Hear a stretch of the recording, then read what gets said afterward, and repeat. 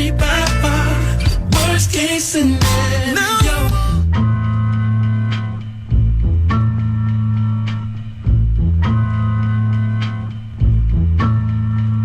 Here we go, yo. Here we go, yo. So what's the scenario? Here we go, yo. Here we go, yo. So what's the scenario? Worst case scenario. Worst case scenario. That's a worst case scenario. Give me a worst case scenario. Best case scenario, go in the back room and get a lap dance. I said worst case. Worst case scenario, I eat for free. Worst case scenario, somebody get their yarmulke knocked off. I suspect the worst, Robin. All right, here's the scenario. This is the worst. The worst. Really the worst.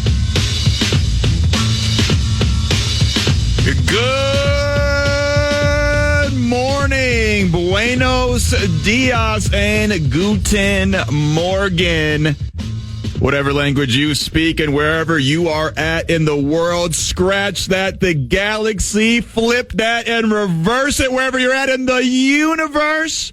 Humans and aliens alike, you are tuned into a special worst case scenario version of 9 to noon. We are affectionately called the worst case scenario. We are the human version of break glass in case of emergency, although we are much more likely to start a fire than put one out. You can usually hear our show 11 a.m. to 1 p.m. on Sundays, but Main Man PA is on a vocal maintenance day down Denver. Whoa, hold up. I just accidentally rhymed right there. I might have a second career in rapping right there. Main Man PA is on a vocal maintenance day down Denver way, and trying to fill PA's shoes is like trying to wear a pair of Shaq's shorts. But we will do our damnness to give you a good show. My name is Max Fuller, a.k.a. Max Hugh McConaughey, a.k.a. Fro Rida, a.k.a. Morgan Freemax, a.k.a. a million other things. I'm the main reason we are called Worst Case Scenario. And when I say we, I'm not speaking French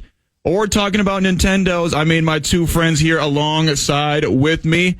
First up, we've got a guy that's been protesting hot dogs ever since the news that Joey Chestnut was not competing in the Nathan's hot dog eating contest. This man has taken a knee at every Portillo's and every gas station hot dog roller in town. And when he found the Oscar Mayer Wienermobile, it looked like something out of a Grand Theft Auto game. He hasn't stopped talking in ye old English since last night's House of the Dragon premiere. He's even so into the House of the Dragon premiere, he almost kissed his cousin this morning. Back in Iowa, they called him the Cornfield Casanova, but here in St. Louis Park, we simply refer to him as Triple B, Brett Carl Anthony Blakemore. Okay. I'd say about 80% of that's true. 85. So. We won't ask you where the 20% is. Well, anyways, no, I'm happy to be here. So, and yes, House of the Dragon was incredible. We're 100% back, and I know neither one of you have watched it, so we're not going to talk about it, but I'm excited about it, and I'll be answering questions via the Bradshaw and Bryant KFAN. Speaking of Casanovas, this next guy, he was the Bachelor, not just like a contestant, the Bachelor. But it only lasted one episode, one season, because he simply couldn't decide. He took all the contestants home with him. He is the Long Island Sound, the Five-Borough Bellow, the Human Onion, the Gotham Gabber, the international man of mystery, Mr. Robbie Rosenhaus. And also the listeners out there, if you heard me do a similar intro yesterday, no, you didn't. Well, The Bachelor, I believe Bachelor in Paradise, there was a one season of Bachelor in Food Paradise that I starred on. So I believe that's the show that you saw me on about 15 years ago, right after Do You Want to Marry a Millionaire Joe on Fox when they claimed that he was a millionaire and then they determined that he was not. Oh, I didn't even realize that. Oh, yeah. No.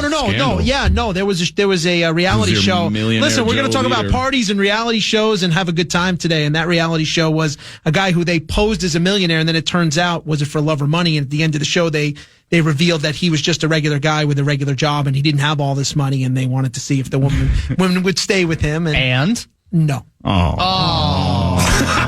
Story of my life. Story of my life. I, for one, am shocked. I gotta say. Fellas, there was a lot of competition for this time slot today. There was. We almost didn't make it to the air. That's stuck in traffic. Okay. Our fearless leader. I had to walk 6 feet. And program director Chad Abbott wanted to broadcast the butt naked mud wrestling championship match, followed by a replay of last year's extreme hardcore spelling bee finals. But we fought fro and nail, and somehow, some way, we've made it to these lovely airwaves. Right before us, the Power Trip Morning Show had a major announcement: the return of the Rube Party, July 19th at Forgotten Star Brewing. It should be a whole lot of fun. Cannot wait to get out there and mingle with the Rubes and stuff. Of course, the fellas, and even more so the ladies. You know what I'm saying? So, but you guys, that got my brain kind of cooking, thinking of parties, thinking of this Rube Party bit.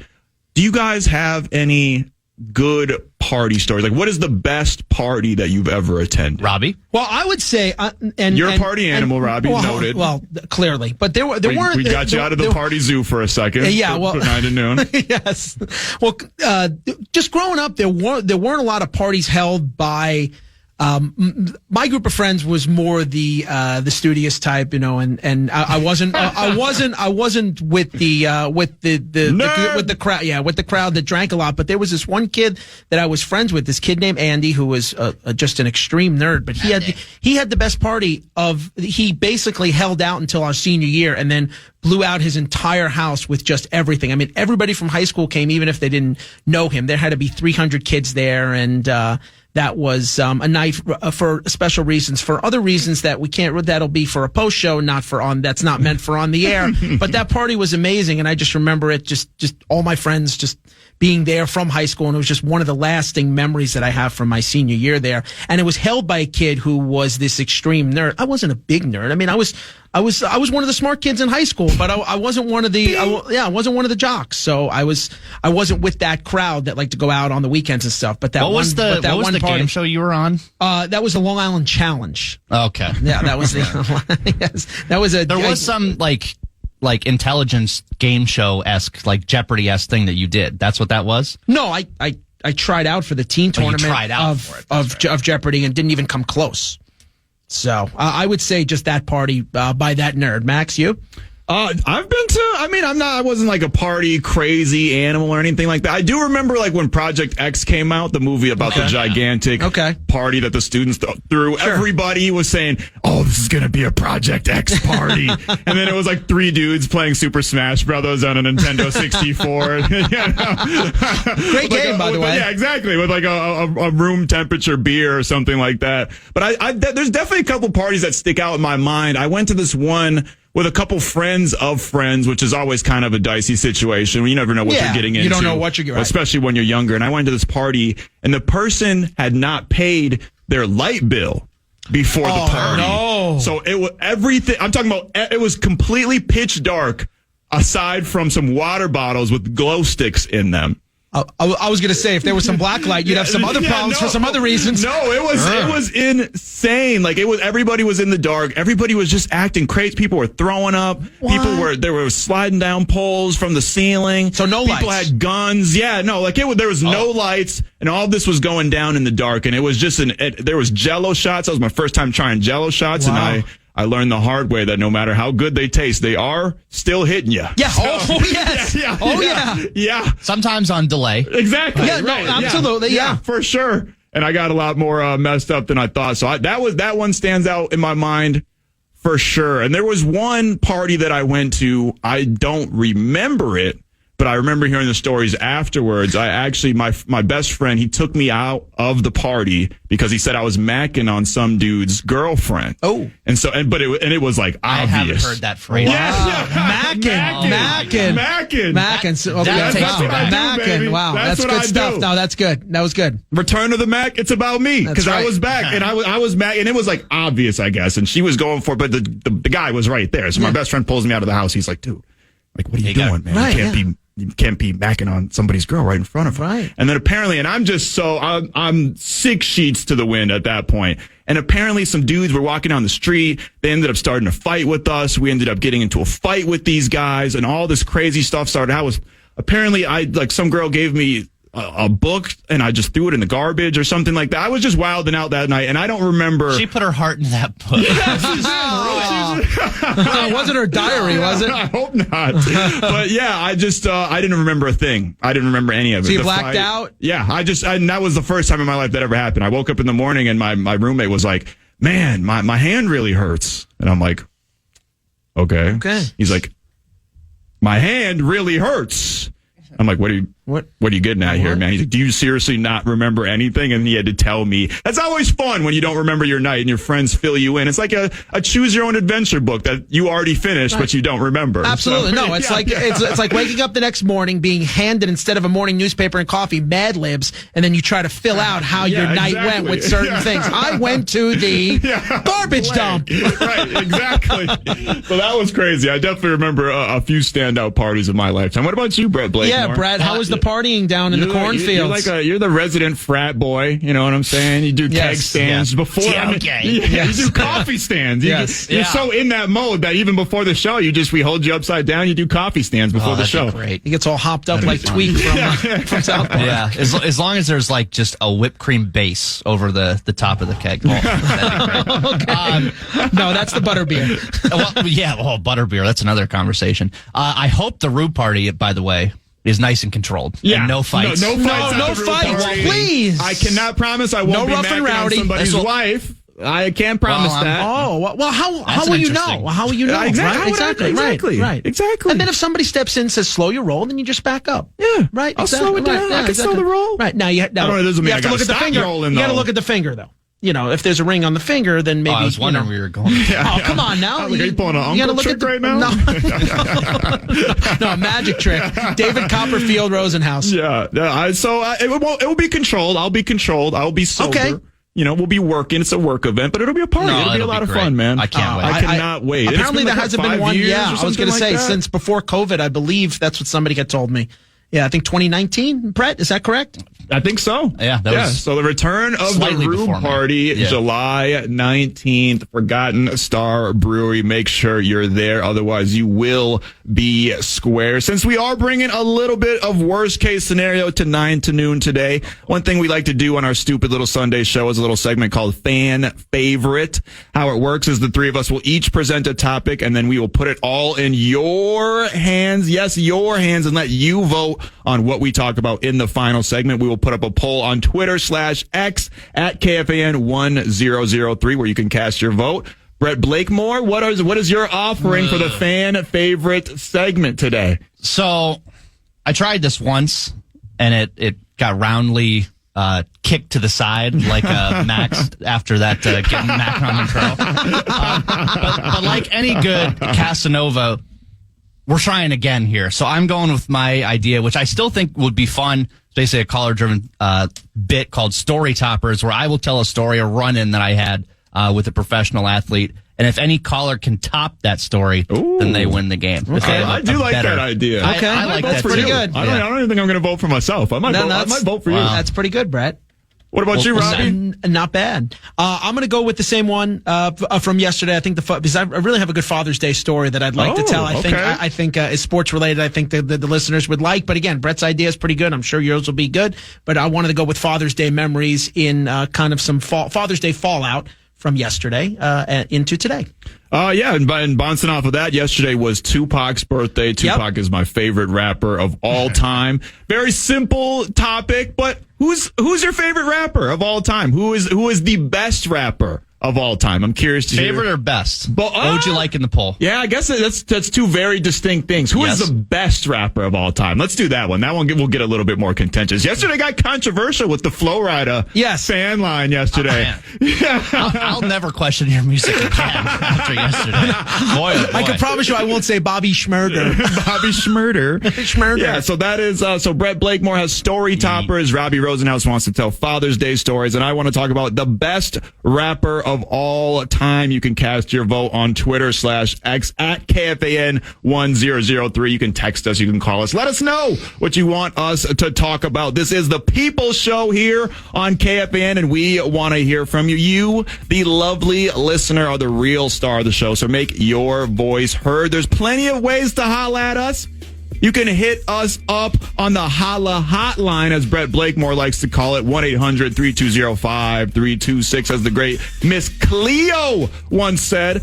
Call me now. You can text us 64686. You can shoot us an email, booth@kfan.com, or even send us a talkback on the free iHeartRadio app. Tap that little microphone icon and give me your best 30 seconds. Hopefully you haven't heard that phrase in any other context lately. We got a super fun show planned for y'all today, despite the fact that both the championship series in the NBA and the NHL are pretty lopsided. It ain't over till it's over, so we got to talk some Mavs and Celtics, as well as some Oilers, Panthers. We got not one, but two of the top 10 ranked competitive eaters in the world joining us around 10 o'clock. That is James Webb and Bartley Weaver IV.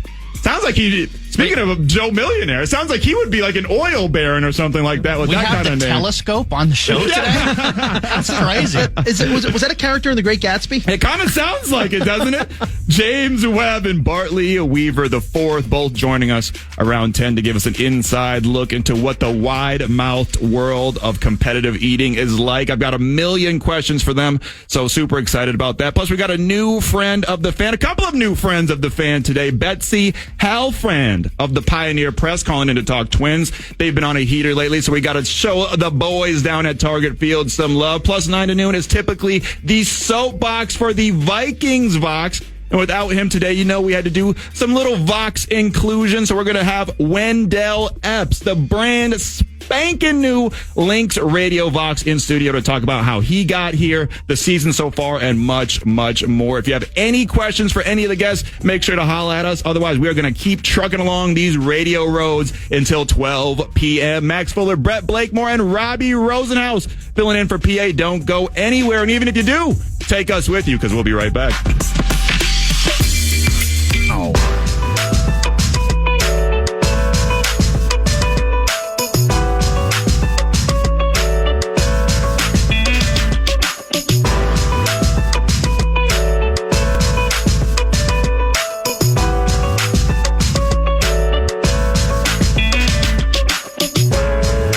Welcome back to 9 to noon. Max Fuller here, filling in for PA alongside my good friends Brett Blakemore and Robbie Rosenhaus. Happy belated Father's Day to all the dads, granddads, and sugar daddies out there.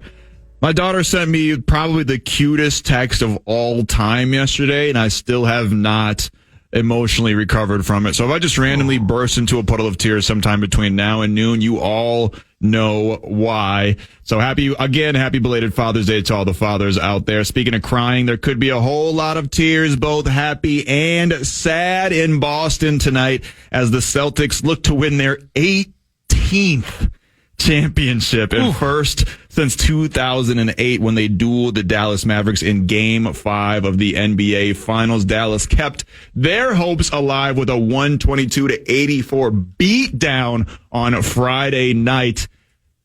It was just, I think we all kind of thought Dallas was going to get one. This is the same Celtics team as we discussed before, Robbie. This is the same Celtics team that dropped a game to the Jimmy Butler-less Miami Heat, dropped a game to the Donovan Mitchell-less Cleveland Cavaliers. So I think we all kind of thought that Dallas was going to get one, but nobody would have guessed that they would have won by 40 points. Right. In Dallas, which, obviously the Mavericks role players play a lot better in Dallas, but Luka and Kyrie had a phenomenal game. They combined for 50 points. Luka also had 5 assists and 5 rebounds. So on one side of it, it seems like the Mavericks obviously figured something out with that in that game. And they still, Jason Tatum quietly not having a very good offensive series. But he's also I remember the last time the Celtics were in the finals, it did kind of feel like he was forcing it a lot. So it kind of feels like he overcorrected maybe a little bit and is not having the best scoring finals, but finding other ways to get involved. But obviously Dallas found something in that game, but I don't think that this is gonna be anything like last year when the Boston Celtics blew a 3-0 lead to the Miami Heat and they ended up taking it to Game 7. I think this is more of a one-off, and the Celtics are probably going to end up getting their 18th championship at home tonight in Boston. Robbie, what do you think? Yeah, I think the nature of Game 4 was unexpected, but this series being 3-1 is not shocking to anybody. The thing that we'll never know, though, is what happens to Doncic if he doesn't foul out of Game 3 with 4 minutes to play in a 3-point game. I mean, Dallas at home could have still won in that scenario. There's no way to guess how Game 4 would have played out, but if the Mavs had won Game 3, and at that moment, that's basically all I can think about there, that was the turning point of the series, despite Dallas getting that game. And to Tatum's struggles, I think he comes out with a big Game 5 tonight, and they close the deal. But again, as we talked about yesterday, it would not surprise me if somehow the Mavericks did go up there and put forth an effort to get this back to a Game 6. Yeah. Because they be great from a fan's point of view. They played well in Oklahoma City. They played well, as we know, here in Minnesota. And we'll see if they can play well with a shot against Boston after laying 2 eggs in Games 1 and 2. Luka fouling out Game 3 truly was the worst case scenario for Dallas. Absolutely. It certainly was, yes. Yeah, hopefully they can keep it going for the fans' point of view, because both of these, it's kind of like the Stanley Cup is like looking over the shoulders of the NBA Finals and copying its homework, you know? It's like both of them started off with 3-0. Both of them had gigantic blowout wins in Game 4 or 5, or Game 4, I should say. Yep. And so I'm hopefully from a fan's point of view, it keeps going. But if the Celtics do find a way to close it out tonight, the curious question is, who's Finals MVP? Interesting, because it's kind of been a whole team thing for Boston. Obviously, Kristaps Porzingis has been super influential in their success. Drew Holiday could be one of the names. He had a gigantic Game 2, gigantic Game 1, and he's just been consistent for them throughout this entire finals run. And just in general, I mean, this is exactly why they got Drew Holiday, to play that perimeter defense that he does, to score when he needs to, and just be that kind of floor general that they were sort of missing. I mean, they have a great point guard in Derek White, but he's more of a score first kind of guy. So I'm curious.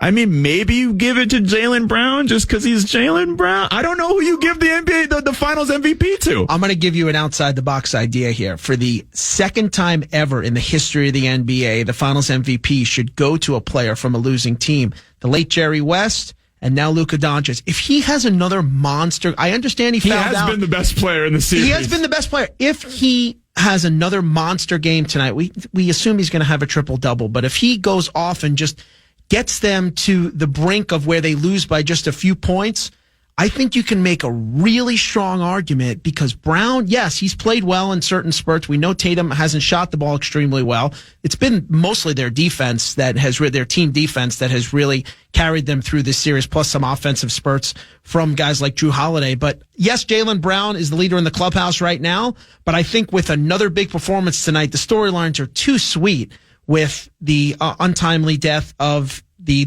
logo, Jerry West, and him winning the Finals MVP from a losing team, and having Doncic do it tonight in Boston. It would be pretty surreal, though, having him come up on the podium to accept it. No, actually, you know what? He'd probably do it in the back, right? Yeah, right. In Boston, right? I assume they wouldn't bring him on the podium. It would be in the back. If he does it in Boston. It would be in the back, yeah. But anyway, I still think he is the most deserving person of the award in its most literal sense. And I think tonight may be another kind of fact in his case if he does put up a big performance. Yeah, I'm curious. I wonder, I guess I don't know off the top of my head, what was the sort of win-loss record when Jerry West won that Finals MVP when they lost? Because if Dallas can win, if they can bring it to Game 7, I could see that argument being made. But getting bounced in 5, I can't really, although Luka has been the best player on the floor, I can't really say that he's worthy of getting the MVP award. I mean, obviously that's a tall task in general to give the MVP to a guy on a losing team, but in 5 games, it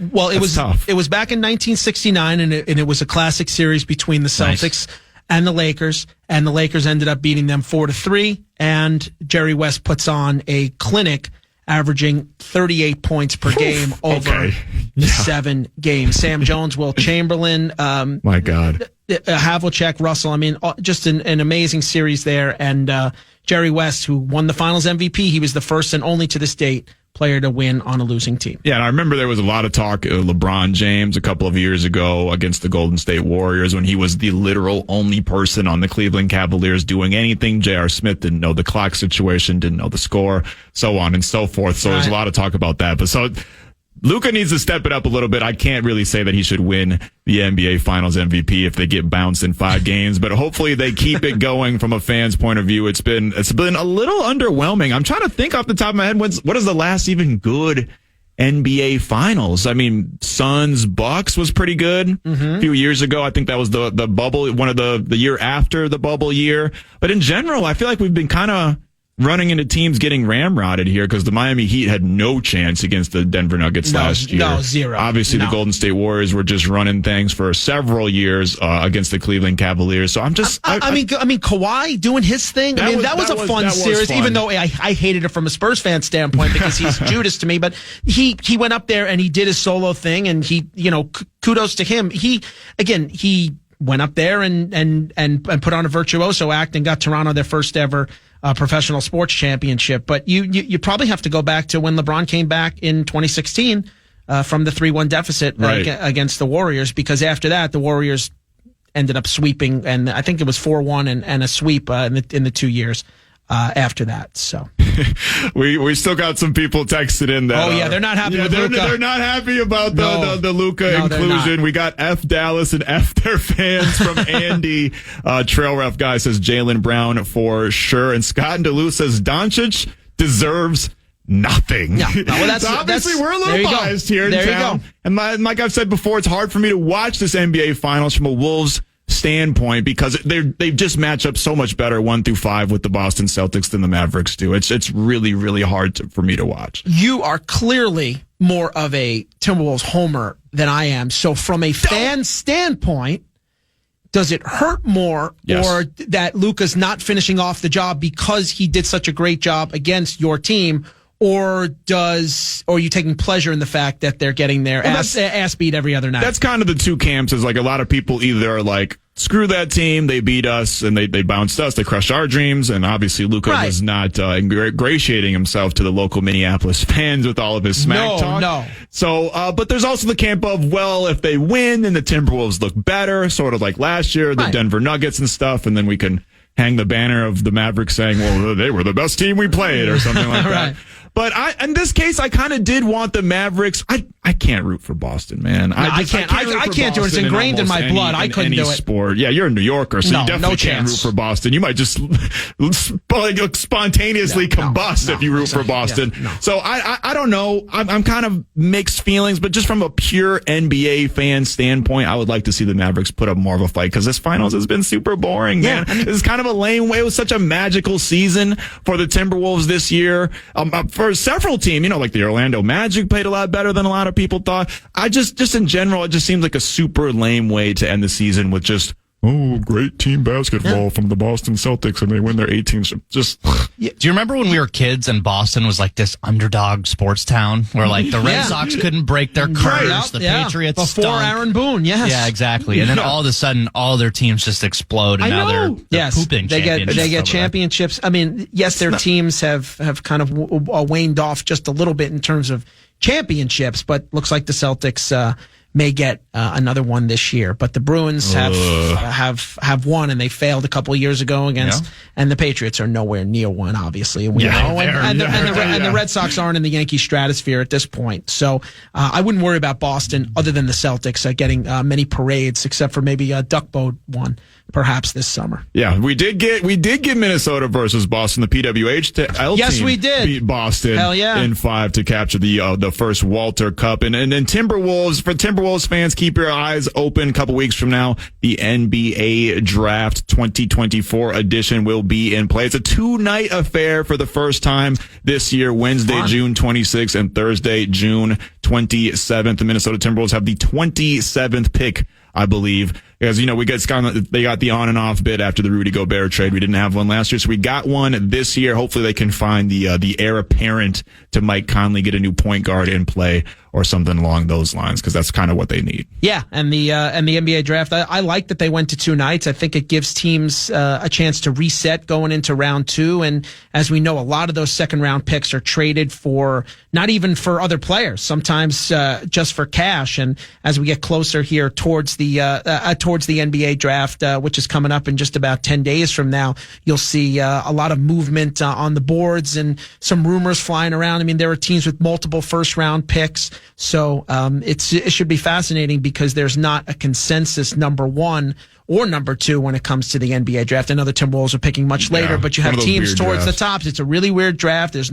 Next year's draft is going to be absolutely loaded. You got the 2 kids from Rutgers, Ace Bailey, and you got Cooper Flagg. So next year's NBA draft is going to be unbelievable. But this year, apparently, there's not a ton of star power that's going to be in the top 10. Hopefully the Timberwolves can uncover a gem, like you said, in the at the bottom of the first round. Once again, that is June 26th and 27th. We'll be doing plenty of draft analysis leading up to that for all the Timberwolves fans out there. But coming up next, we're going to talk a little boxing, put our lab coats on and our safety goggles, get in the lab and talk some sweet, sweet science. This is Max Fuller filling in for PA alongside Brett Blakemore and Robbie Rosenhaus.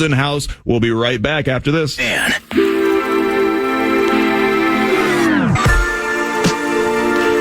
years in the making, Rube Party is back in person. Join us for the return of Rube Party Friday, July 19th at Forgotten Star Brewery in Fridley. Come hang with all your favorite fan personalities, including the 3 in this room. Play your favorite fan games for great prizes. Enjoy live music from the Chris Hockey Band. And don't forget about the great food and drinks all night as well. Get full details now. KFAN.com.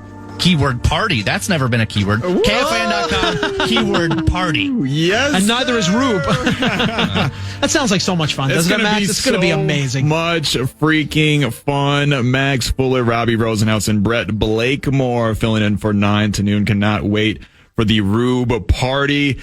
Speaking of parties, shout out to the good people over at First Wrestling. They put on a hell of a party down there at First Ave last night with their annual WrestlePalooza event. Nice. Yeah, brother. All right. Yes, sir. You may have heard of the revolutionary Bill Williams last week previewing that event. It was my first time seeing First Wrestling live, and I cannot gush enough about everything that was going on there, man. They had top-notch wrestling. There was live music. There was burlesque dancing, which I didn't fully understand. Interesting. What burlesque dancing was until yesterday. But let me tell you, after seeing it live in person in the flesh, keyword is flesh. Yes. I will be a burlesque dancing son of a gun from here on out. I am a fan. You look like a burlesque guy. Yeah. I'm a huge fan. I'm going to be like the Mel Kiper Jr. of burlesque dancing from now on. Okay, scouting reports and everything. Absolutely, huh? Okay. yeah. I'm I just went to St. with Thomas, and I got to tell you, there's a lot of potential, a lot of tassels. That's it. Man, yeah, it was just so much fun. I laughed, I cheered, I jeered. It was a blast. Shout out to Eric Cannon and those guys for putting that together. What a special thing they have built over there at First Wrestling. Also, again, shout out to former 9 to noon guest, the revolutionary Bill Williams, for getting your boy in the building to witness the beauty that is professional wrestling at its finest. And while we're on the topic of revolutions, there could be some revolutionary changes coming to the landscape of boxing in the near future. Earlier this week, a report broke that the Saudis are reportedly in talks with some of the sport's major promotional companies about a groundbreaking deal that would bring all of boxing's various promotions together, or at least a lot of them, and create a global boxing league. It's claimed around 200 of the world's best boxers from 12 different weight classes would be fighting against each other regularly in the future, just completely reshaping the landscape of the entire sport. Obviously, there's multiple layers to this. Boxing used to be the most popular sport in all of America. I mean, in the Muhammad Ali day, I think one of the Muhammad Ali fights, it might have been the Rumble in the Jungle. I think they said that over 2/3 of the TVs in the United States were tuned in. Granted, there was like 4 channels, but still, like they could have watched I Love Lucy reruns instead. No, but they turned Ali Frazier on. Exactly. Yeah, there we go. And it was, I mean, obviously, like, the golden days of boxing have long since passed, but I think that's in part because boxing had shot themselves in the foot so many times they don't even have any toes left. I mean, it's impossible. There's 500 different promotional companies on 500 different networks, 500 different title belts, and nobody can keep track of who's the real champ. Back in the day, you knew Muhammad Ali is the champ. Marvin Hagler is the champ. Sugar Ray is the guy. It was easy to follow. It was on channel I think I've heard it was on like channel 4, 5, 11. Yeah, it was on regular chat. By the way, I said Frazier. I meant Foreman. So I wanted to correct myself with the Rumble. That was completely wrong. It was on regular TV for the public to watch. Which makes a whole lot of, again, another reason that boxing is so far gone at this point is because everything's behind a pay-per-view wall or behind cable or ESPN Plus, on Showtime, yada, yada, yada. There's not a whole lot of ways for a casual fight fan to see boxing. But when it's in town, like when PBC is having their shows down there at the Armory, it's packed every single time. And I guarantee you most of those people don't know who these fighters are. People just like watching a fight. Someone put, I think it was Max Kellerman that put it one time. If you're at a 4-way stop sign and you see a baseball game one direction, you see a basketball game one direction, see a football game the other direction, you see a fight, you're going to watch the fight. You're going to watch the fight. Oh, those two dudes are scrapping. You know what I'm saying? Let's go. I still think that boxing can not regain the glory that it lost completely, because that's almost impossible. It had a stranglehold on the entire country, on the entire world. But I definitely think it can rise back to prominence. I mean, when you have guys like over the weekend, Gervonta Tank Davis, which you do not get a nickname like Tank without being one tough SOB. If you don't know who Gervonta Tank Davis is, he's one of the faces of boxing, basically kind of like a mini Mike Tyson, but he's got skills like Sugar Ray Leonard. He is just incredible, absolutely just mowed down Frank Martin, a competent fighter, but a fighter out of his depth. Guys like that, when he fights and he knocks a guy out like he does almost every single time, it goes viral. Lots of it, it's all over the internet. Everybody loves it, especially in this new social media age. So it's obviously complicated because boxing is definitely not the sport to be pearl clutching about where money is coming from. But obviously you don't want to just be like, yay, like Saudi Boxing League. You know what I'm saying? But like from a pure fan point of view, one of the things that people have been asking is the best to fight the best. All these promotional companies are getting in each other's way. You're on that side of the street. We're on this side of the street. We're not going to do business with you. My guy's the A side. He wants more money. A lot of people are trying to protect their fighters. Floyd Mayweather, obviously one of the greats of the sport, but in a lot of ways kind of ruined our brains when it comes to thinking about boxing. A lot of people are very, very protective of that O in the loss category and don't want to put their fighters up against the best of the best. So this would be a way that we're guaranteed it'd almost be UFC like, where in the UFC, there's not a whole lot of like, I wish this guy fought this guy, unless it's different generations. Like the best will fight the best eventually. Like Dana White makes those fights. So if everything is under one sanctioning body, obviously that's a plus. The best will fight the best on a way more consistent basis. But also, like, who's to say the Saudis get bored? Like then they're just like, we don't want to do boxing anymore. And then what? So this could be like an absolute, gift to the sport, reshape the entire competitive landscape of the sport, maybe put it in front of more eyes than it ever has been before. But on the flip side of it, it's the same thing with the UFC. One person is controlling all of boxing, or a lot of boxing. I don't know how the promotional companies are going to view that. I agree from certain angles here in the way that it could work. Each class would include about 15 fighters each, and it would be in the UFC model. But the main problem I have is it goes back to just kind of the root issue with what Saudi Arabia stands for. And it's just cash-soaked assault on the sports industry with efforts like the Live Golf Series, and they've signed dozens of European soccer stars, and they've just infused huge amounts of fresh capital into a lot of these clubs and teams and events and organizations. And they have a lot of unsettled issues right now, whether it be in the world of football, I mean world football, not NFL, or professional golf, which they still can't get an agreement with the PGA, and that's still kind of in limbo right now. And you see all these players kind of, gathering up here at the U.S. Open, which we'll get to later in the show here, and it kind of came to the forefront once again. And the main word that we're looking for is sports washing. So if you can put all of that aside and just look at it from a nuts and bolts perspective, it makes total sense. I mean, there are certain divisions in boxing.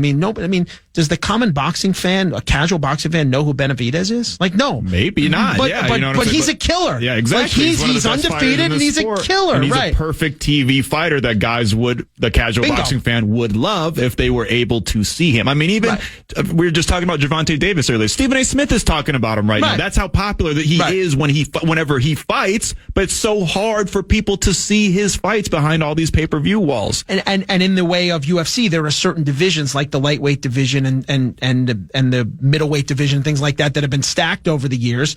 This division with Davis and Stevenson and Lomachenko, that could be kind of like a round robin thing that they could have them box each other and be kind of at the top of that weight class. So I think in theory it's a great idea, and they would be able to parade these boxers around the world and have these events in different locations and have these stacked cards top to bottom. For me, it's always been about the heavyweights, and kind of everything trickles down from there. I know you've had stars over the past 20 to 30 years, from Pacquiao to Canelo to Floyd, obviously, but my true love just growing up and it was watching the heavyweights. Yeah. And you look at a division now with Usyk, and then obviously what just happened to Wilder and Joshua and obviously Tyson Fury. So I like a lot of the storylines that goes on there, and I think that's kind of perked up since, if I remember, was it like 2015, 2016 when Fury went over to Germany and beat Klitschko? Yeah. And first one to do so. Yeah, and everybody kind of everybody booed him. And I'll never forget, after the fight, I was sitting with my friend there, and Fury gets on the microphone and he sings to his wife, "I Don't Want to Miss a Thing," the Aerosmith song from Armageddon. Yeah, that was kind of his bit. You remember he'd get that? on and he'd sing poorly after and fights. They all booed him. It was great. That's the thing. It's like boxing. But that's what brings fans in. It's characters like Fury. And you know what?